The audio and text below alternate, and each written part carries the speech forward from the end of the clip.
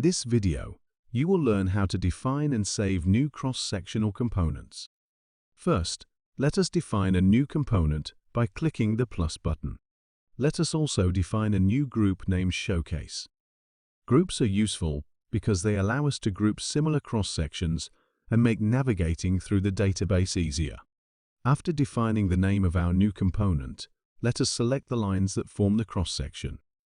Lastly, we need to define the reference point of the component.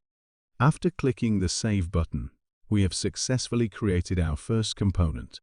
By simply clicking inside the drawing file, we can place the component. To define a second component, we follow the same steps as before.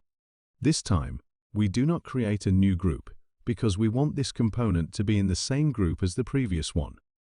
After defining the values and clicking the Save button, we can place our second component.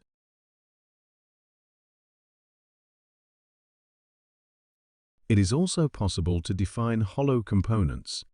Holes within the cross-section are automatically detected and considered when creating the geometry. In this example, only one hole is defined, but the command allows as many holes as you want. After confirming our input, we can place our third component.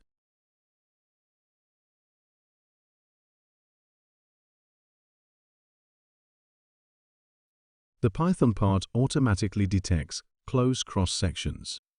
This allows us to create a component which consists of more than just one cross-section.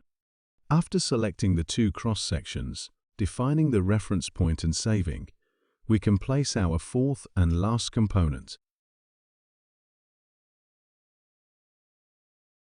Now, let us check out the 3D window to see the components we have just created.